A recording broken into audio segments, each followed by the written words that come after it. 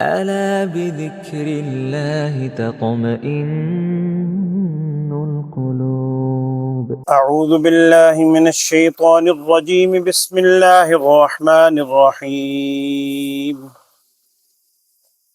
وإذ قلنا للملائكة اسجدوا لآدم فسجدوا إلا إبليس أبى واستكبر وكان من الكافرين. وقلنا يا آدم اسكن أنت وزوجك الجنة وكلا منها رغدا حيث شئتما ولا تقربا هذه الشجرة فتكونا من الظالمين. فأزلهما الشيطان عنها فأخرجهما مما كانا فيه وقلنا اهبطوا بعضكم لبعض عدو ولكم في الأرض مستقر ومتاع إلى حين. صدق الله العظيم. وَإِذْ قُلْنَا لِلْمَلَائِكَةِ اسْجُدُوا لِآدَمَ، اور جب ہم نے کہا، وہ وقت بھی یاد رکھنے کے لائق ہے، عام طور پہ اس کا ترجمہ یہی کیا جاتا ہے، اور جب ہم نے کہا فرشتوں کو کہ اسجدوا لآدم، تم سجدہ کرو آدم علیہ السلام کو، فسجدوا الا ابلیس، تو تمام فرشتوں نے سجدہ کیا سوائے ابلیس کے، ابلیس نے سجدہ نہ کیا، ابا واستکبرا، اس نے انکار کیا اور تکبر سے کام لیا، وکان من الکافرین، اور وہ تھا ہی کفار میں سے، انکار کرنے والوں میں سے۔ وقلنا، اور ہم نے کہا، یا آدم اسکن انت وزوجک الجنۃ، کہ اے آدم علیہ السلام رہیے آپ اور آپ کی اہلیہ جنت میں، وکلا منہا رغدن حیث شئتما، اور آپ دونوں کھائیں اس جنت سے رغدن با فراغت، جہاں سے چاہیں، من حیث شئتما، جہاں سے چاہیں، رغدن با فراغت، خوب کھائیں۔ ولا تقربا هذه الشجرہ، اور نہ قریب جائیں آپ دونوں هذه الشجرہ، اس درخت کے، فتکونا من الظالمین، پھر آپ ہو جائیں گے ظالموں میں سے، اگر اس درخت کے قریب گئے یعنی اس سے کھایا تو ظالموں میں سے ہو جائیں گے۔ فَأَزَلَّهُمَا الشَّيْطَانُ عَنْهَا، بس پھسلایا ان دونوں کو شیطان نے اس درخت کے بارے میں، فَأَخْرَجَهُمَا، اس نے نکالا ان دونوں کو، مما، اس جگہ سے، کانا فیہ، جہاں یہ دونوں تھے جنت سے۔ وقلنا، اور اللہ تعالیٰ فرما رہے ہیں ہم نے کہا، اہبطوا بعضکم لبعض عدو، تم اتر جاؤ، یعنی اترو اب جنت سے نیچے زمین کی طرف، تم میں سے بعض کا دشمن ہوگا۔ وَلَكُمْ فِي الْأَرْضِ مُسْتَقَرٌ، تمہارے لیے اس زمین میں ٹھکانہ ہے، وَمَتَاعٌ إِلَىٰ حِینٍ، اور اس زمین سے نفع اٹھانا ہے ایک مقررہ مدت تک، ایک مدت تک بندہ رہتا ہے، نفع اٹھاتا ہے، پھر اللہ کے حضور پیش ہو جائے۔ گزشتہ آیات میں یہ بات ہمارے سامنے آئی تھی کہ اللہ جل شانہ نے جب فرشتوں کے سامنے یہ بات رکھی کہ میں زمین میں اپنا خلیفہ بنانا چاہتا ہوں، تو فرشتوں نے جواب میں کیا کہا تھا کہ کیا آپ ایسی مخلوق بنائیں گے جو خون ریزی کرے گی؟ ہم موجود ہیں، اور اطاعت گزاری کے طور پر ہی کہا تھا، ہم عبادت کے لیے موجود ہیں، تسبیح و تقدیس کے لیے ہمیں حکم کریں۔ اللہ تعالیٰ نے اس کے جواب میں فرمایا تھا جو میں جانتا ہوں تم نہیں جانتے۔ پھر دو آیتوں میں دو مختلف انداز سے سمجھایا تھا کہ آدم علیہ السلام کو نام سکھلائے، فرشتوں کے سامنے پیش کیا، وہ نام نہیں بتلا سکے، انہیں یاد نہیں تھے، آدم علیہ السلام نے بتلا دیے۔ اس پر پھر فرشتوں نے کہا تھا پاک ہے تیری ذات، ہم نہیں جانتے مگر جو تو نے ہمیں سکھلایا، اس کا سارا ذکر تھا۔ آج کی آیت میں اس کا ذکر ہے کہ وَإِذْ قُلْنَا لِلْمَلَائِكَةِ، اللہ جل شانہ فرما رہے ہیں کہ ہم نے کہا فرشتوں سے، اسجدوا لآدم، تم آدم علیہ السلام کو سجدہ کرو۔ اور بعض روایات میں الفاظ یہ ہیں کہ جب آدم علیہ السلام کا ابھی خمیر تیار ہو رہا تھا، اس وقت اللہ جل شانہ نے فرمایا تھا کہ میں اس کا خمیر تیار کر رہا ہوں، تم نے اس کو سجدہ کرنا ہے۔ تو گویا عمومی طور پر حکم تو اسی وقت ہو گیا تھا، آدم علیہ السلام کی پیدائش سے بھی پہلے، لیکن اب یہاں خصوصی طور پر حکم دیا گیا آدم علیہ السلام کو سجدہ کرنے کا، سب نے سجدہ کیا سوائے ابلیس کے۔ پہلی بات تو یہاں یہ ذہن میں رکھیے کہ یہ اللہ تعالیٰ خود حکم دے رہا ہے آدم علیہ السلام کو سجدہ کرنے کا۔ یہ سجدہ عبادت کی غرض سے نہیں تھا۔ ایک سجدہ ہوتا ہے تعبدی، عبادت کے لیے۔ عبادت کے لیے تو غیر اللہ کے آگے، اللہ کے علاوہ کسی کو بھی، کوئی بھی ہو، کسی کو بھی سجدہ کرنا حرام ہے شروع سے، ہمیشہ سے۔ تو یہ جو حکم دیا گیا تھا یہ عبادت کے لیے سجدہ نہیں تھا، بلکہ یہ سجدہ تعظیمی تھا، تعظیم کے لیے، کسی کو بڑا سمجھتے ہوئے سجدہ کرنا۔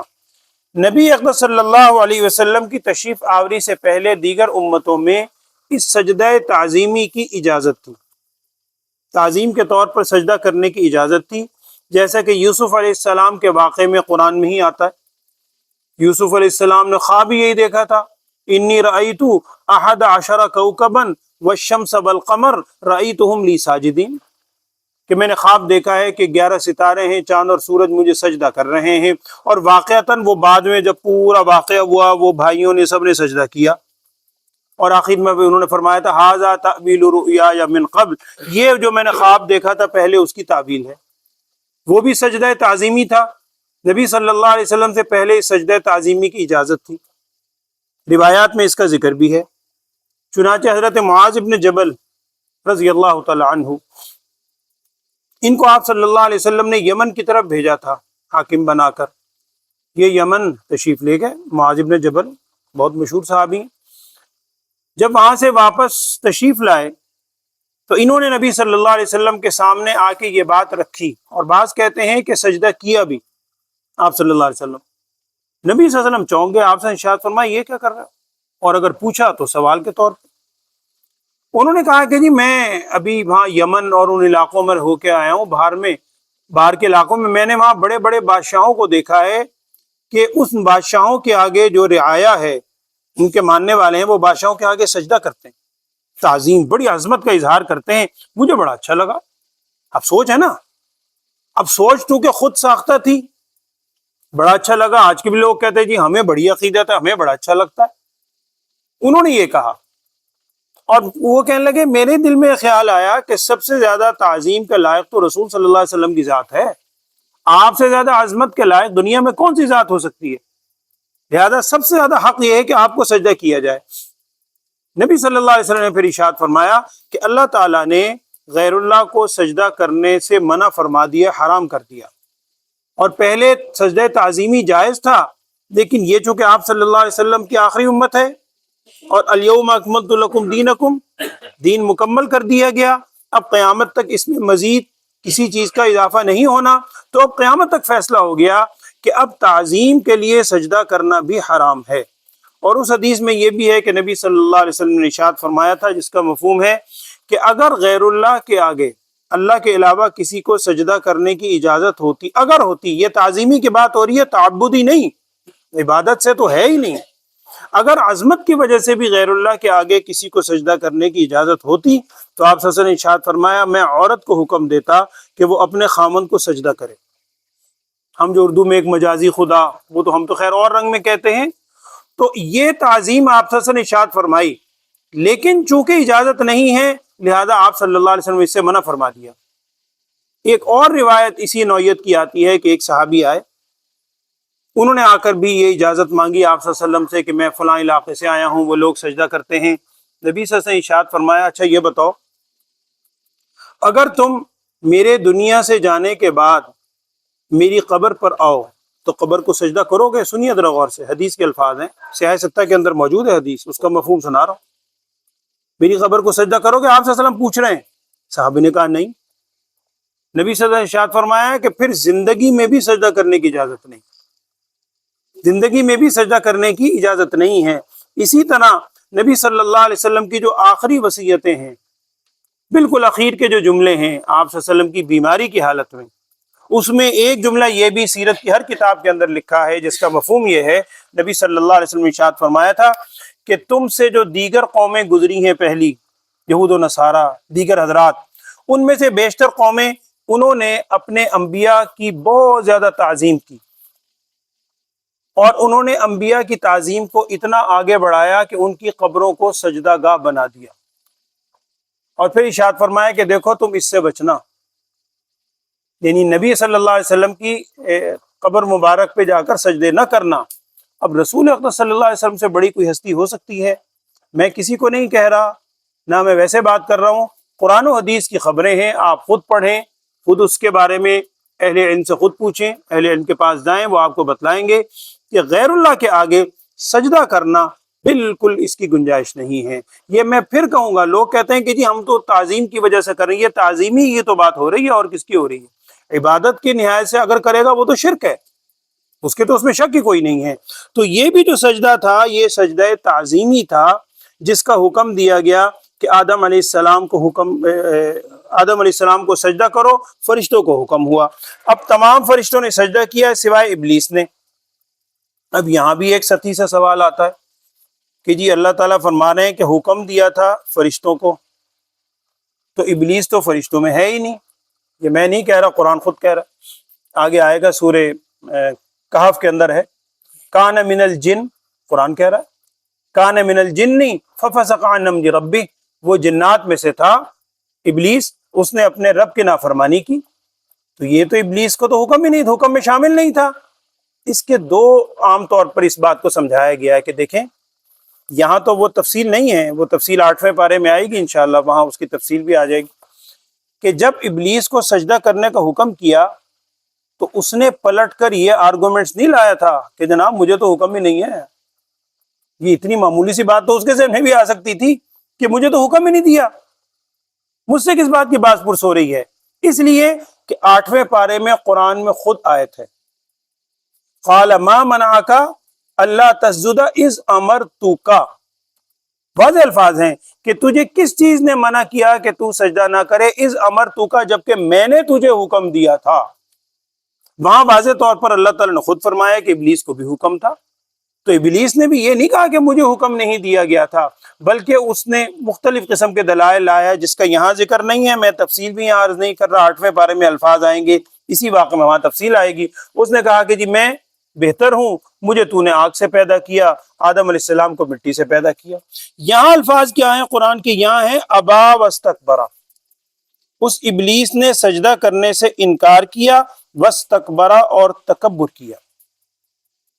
معلوم ہوا کہ تکبر اتنی بدترین چیز ہے، اتنی بدترین چیز ہے کہ یہ انسان کو کہیں کا نہیں چھوڑتی۔ اور یہاں ذہن میں رکھیں، بعض حضرات نے سمجھانے کے لیے کہا ہے کہ تکبر ایسی چیز ہے، عام گناہوں میں تو ہم کہتے ہیں نا کہ جی فلاں نے بہکا دیا، شیطان نے وسوسہ ڈالا، خواہشات کی طرف شیطان نے دل میں اٹریکشن پیدا کر دی، یہ کر دیا وہ کر دیا۔ سوال یہ ہے کہ شیطان کو کس نے ورغلایا تھا؟ شیطان کو ورغلانے والا کون تھا؟ تکبر۔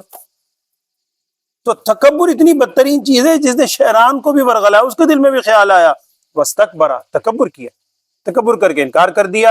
اور نبی صلی اللہ علیہ وسلم نے اس تکبر سے بچنے کا طریقہ بھی بتایا ہے، اگر ہم تھوڑی سی عادت بنا لیں۔ حدیث ہے، نبی صلی اللہ علیہ وسلم ارشاد فرمایا کہ البادئ بالسلامی بریء من الکبر، البادئ بالسلامی، سلام میں ابتدا کرنے والا، جو شخص خود پہلے سے سلام کرنے کی دوسرے کو عادت ڈال دے، آپ صلی اللہ علیہ وسلم فرما رہے ہیں بریء من الکبر، انشاءاللہ وہ تکبر سے بری ہو جائے۔ تو دوسرے کو محبت کے ساتھ سلام کرنے کی اگر ہم عادت ڈال لیں، آج کل تو ہم نے یہ بھی رکھا ہوا ہے کہ یہ جاننے والا ہے، یہ انجان ہے، پھر جاننے والوں میں بھی ہم نے مختلف قسم کے طبقات بنائے ہوئے ہیں، اس سے واسطہ پڑا تھا، اس نے میرا کام نہیں کیا، اس کو سلام نہیں کرنا، وہ اپنے طور پہ ہے، لیکن قطعاً ایسی بات نہیں۔ تو تکبر سے بچنے کا طریقہ آپ صلی اللہ علیہ وسلم نے کیا فرمایا؟ سلام میں پہل کرنے والا تکبر سے محفوظ رہتا ہے۔ آگے فرمایا وَكَانَ مِنَ الْكَافِرِينَ، یہ شیطان کفار میں سے ہے۔ دوسری آیت میں کیا ہے؟ جب یہ سارا واقعہ ہو گیا قرآن میں پھر عرض کر رہا ہوں، یہاں چونکہ تفصیل نہیں ہے، میں تفصیل یہاں نہیں عرض کر رہا، سورہ اعراف میں اور دیگر مقامات پر جہاں تفصیل آئیں گے وہ الفاظ، وہاں اس کی تفصیل بھی آ جائے گی، کہ جب یہ ساری بات ہو گئی تو اللہ تعالیٰ نے فرمایا قلنا، ہم نے کہا یا آدم اسکن انت وزوجک الجنت، آپ اور آپ کی بیوی حضرت حوا، ان کی پیدائش ہو چکی تھی، بات کا یہ واقعہ ہے، آپ دونوں جنت میں رہیے، سکونت اختیار کریں، اور وکلا منہا رغدن، اور یہاں بے شمار کھائیں، جو مرضی کھائیں، حیث شئتما، جہاں سے آپ چاہیں، پوری جنت میں سے جہاں سے چاہیں کھا سکتے ہیں، ہاں لا تقربا ہذہ الشجرہ، اس درخت کے قریب نہ جائیں. اور یہاں یہ نہیں کہا کہ اس درخت سے نہ کھائیں، بلکہ اس حد تک بچایا کہ اس کے قریب تک نہ جائیں. کوئی کہ جب قریب جائیں گے تو خدشہ ہے کہ کہیں اس میں مبتلا نہ ہو جائیں.